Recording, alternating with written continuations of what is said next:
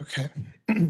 Good afternoon, Commission. My name is Jeff O'Brien. I'm the Executive Director of the Louisville Metro Cabinet for Economic Development. I just want to talk to you a little bit about economic development and follow up on some of the comments that Ms. Fleischaker made last week. I am a resident of a suburban city in 40207, so I'll just start off by saying that.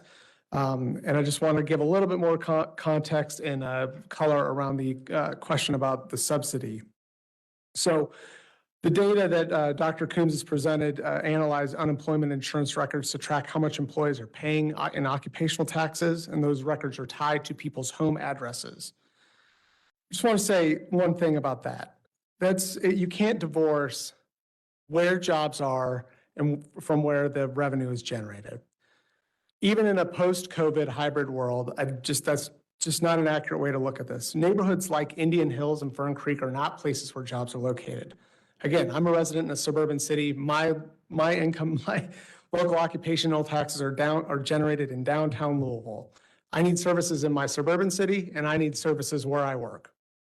So that's, you heard Ms. Fleischaker talk about 62,000 jobs that are created in this half square mile area of Jefferson County called downtown in the medical district. And all of the urban services district accounts for 39% of the jobs in Jefferson County, 31% of the population, but only 16% of the land area. So we've talked a little bit about this today. The density in the county matters. Investments in amenities in our urban core do not just benefit people that live in the urban core. Typically, Louisville has between 15 and 20 million visitors. 70% of those visitors come through downtown Louisville. Some of our biggest attractions are in the urban services district. So we all know Churchill Downs and the 150,000 or so people that come here for that fastest 2 minutes in sports every year. But 2.3 million people come to Nulu, East Market Street area. 1.1 million people visit the Louisville Zoo, and 1.2 million people visit the KFC Yum Center. These visits include not just tourists from out of town, but our own residents.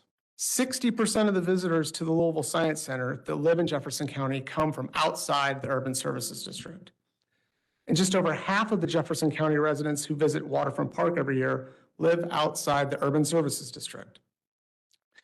The kind of activity that we generate in the urban services district requires investment in the services and infrastructure. Services like Director Myman provides at EMS, services like our LMPD, services like our road maintenance.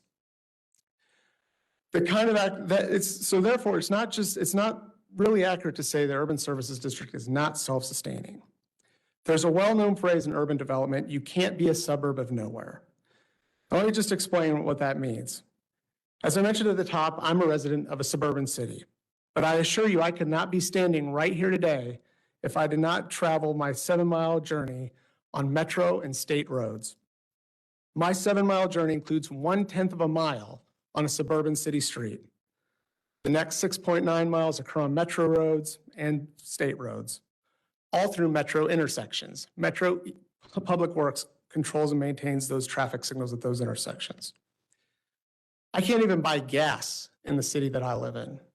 So if I need to get gas in my car, I've got to go to a gas station in the urban services district, or I've got to go to the formerly unincorporated area. Now, I know that's not a service that Metro provides, but just as an example. And a few weeks ago, we had a big storm that came through here, and we had a number of trees that were knocked down. One of the state roads that I have to use to get to work every day is wholly within the city limits with where I live. That city's contractor and the state contractors did not come out and clear those trees that were down across the street. Louisville Metro Public Works cleared those trees. So I think to the point that we've been talking about here, nickel and diming expenditures by geography is a slippery slope. Metro provides countless services to areas outside the urban services district. In the Economic Development Cabinet, we do building permitting, construction permitting, so inspections and permitting, keeping our buildings safe and keeping this county moving forward. 72% of those services occur outside the county or outside the urban services district. You heard about Jody talking about our central E91 dispatch system as well. It should be noted at the time of merger, the city of Louisville was the only beneficiary from the water company dividend when we talk about revenue sources and where revenue is coming from. That dividend now pays us $20 million. That dividend is shared throughout the county. And in addition to that asset that's the Louisville Water Company coming in and bringing in the dividend, there is also the added benefit of free water to formerly county facilities. I think where we need to go here is we need more services across Louisville Metro. The whole point of merging city and county governments was to improve services across the county. And the work that folks like Jody and myself do every day is we work together with our suburban counterparts to find ways to solve problems. Instead of continuing to speak of divides, we should look at the way that we can continue to work together and improve those services. Now, I want to talk a little bit about our growth as a city, because this is important when we talk about tax base. We recently launched our economic development strategic plan within the Economic Development Cabinet with a group of 80 stakeholders across this community. When we look at our data, we see that we are growing very slowly, just 6% in the last 10 years. That's less than a point a year. That's not a recipe for success. When we look at our working age residents, people between 25 and 50 years old, we are seeing negative growth in that population. Places like Nashville, Columbus, Oklahoma City, Indianapolis are growing faster than us in those populations. Those are the people that create jobs for us. Of our peer cities, only Cincinnati and St. Louis are losing more population faster in that age group. When we think about education and bringing talented workforce in here, overwhelmingly our higher education facilities are located within the urban services district. So whether it's the University of Louisville, Simmons College of Kentucky, Bellarmine, JCTC, those places are important and are bringing those talented people to our community. We need to continue to invest in those vibrant urban centers to make sure that we attract that talent.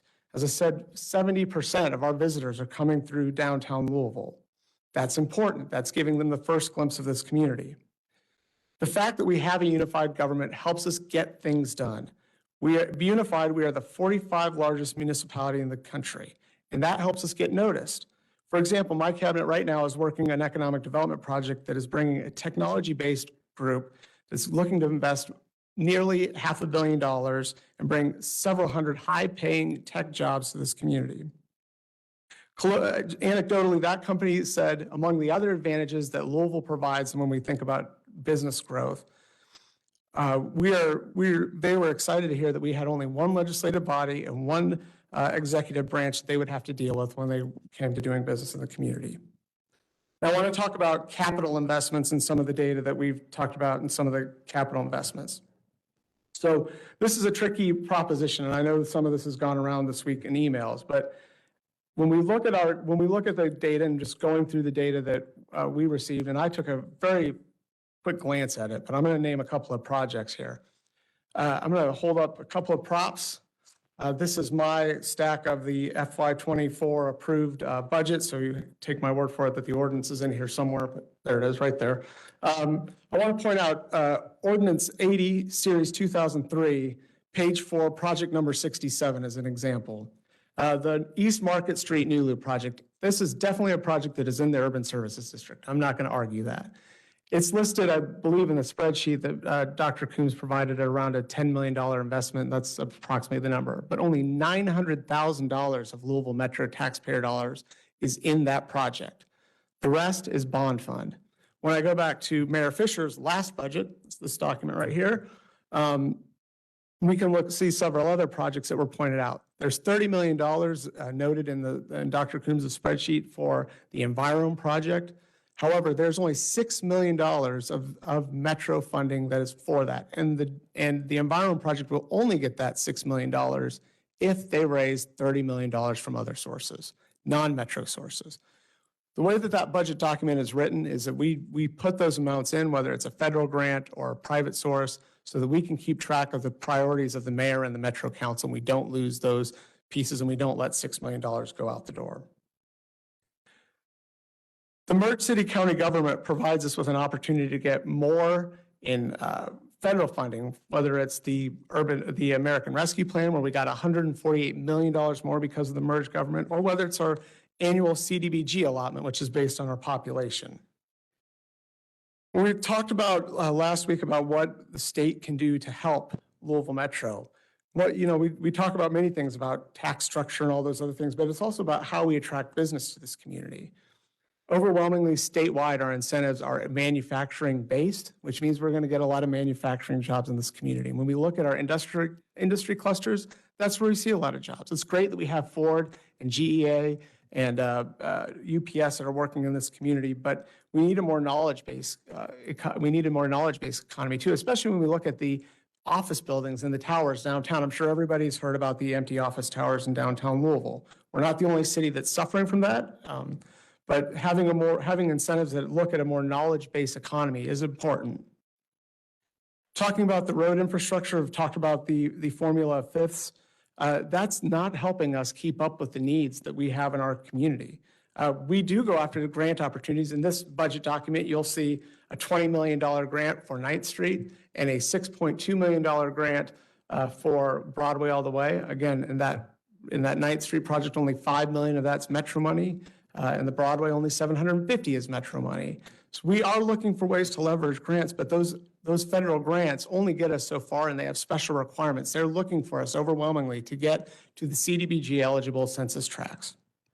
So we need that in order to maintain those roads and keep up with growth in this community. And speaking of growth, I know I've heard a couple of comments about the Planning Commission and zoning here in this county. The Planning Commission, which is countywide, we supposedly approve everything. But the fact of the matter is we need over 31,000 affordable housing units to continue to grow our community. Our planning commissioners are, for the most part, residents of outside of the urban services district. So it's important to note that we need to think about our planning and zoning, but we also need to think about our standards that we're putting in planning and zoning. We need to work together with our legislators, with our council members, and with our residents to ensure that our planning and zoning standards meet modern day needs. At the end of the day, Louisville needs more resources. We need to work with our leaders, both in Jefferson County and statewide, to make sure that we have services for our residents across the county, whether they live in Valley Station, Anchorage, Clifton, J-Town, or Russell. Thank you all for the opportunity, and I'm happy to answer any questions that you might have. I have a question about, I agree, Jeff, I haven't seen you in a while. I think we spent a long time with Post-it notes together. I have a question about affordable housing. I agree that we probably do need more housing, but one of the comments that came from Valley Station was the fact that 500 or 600 apartments were going out there with no TARC service to the folks, no place to live. So they felt like we're building houses just to be building houses. What consideration is taken into when we say we need that housing? Are we making sure that we got a TARC bus, or we got a job, or the way that the 23% of the growth is in the unincorporated or outside the worst? And we want people to work downtown, or we want people to work somewhere, but we keep building houses for folks. How are they going to pay for it, and how are they going to get there, and where are they going to go to work? Is that part of the planning when we talk about a lot of houses that need to be built, or apartments?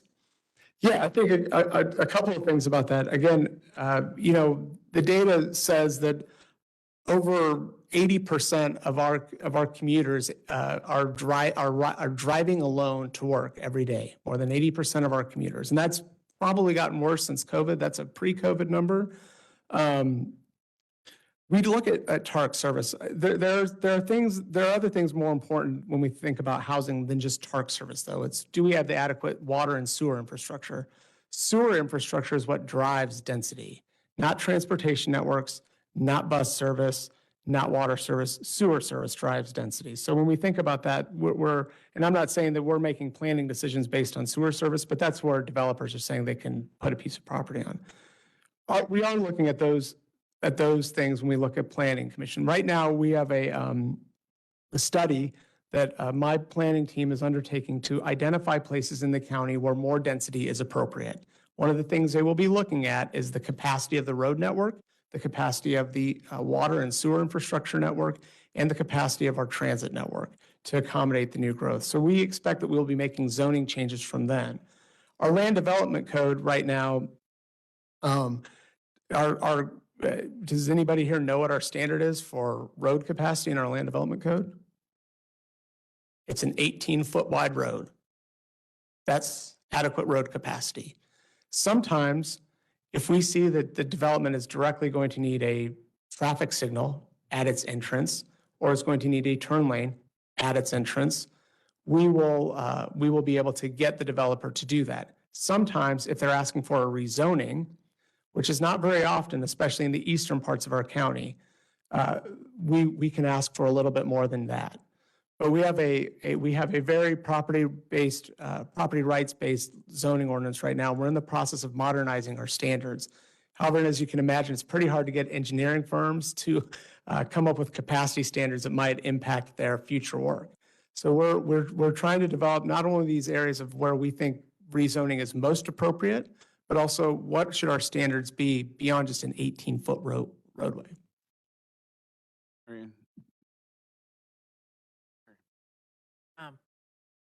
Councilman Arthur had some questions that he passed to me before he left. His question is, in one of our commission meetings, we got a chart that claimed 2/3 of capital project funding between fiscal years 12 and 22 happened in 2 zip codes, 40202 and 3. I asked researchers to review that, and they came back with data showing that the Urban Service District received half the capital project funding, not 2/3. But this week, I received a note that the Urban Service District actually received only about 1/5 of the capital project funding.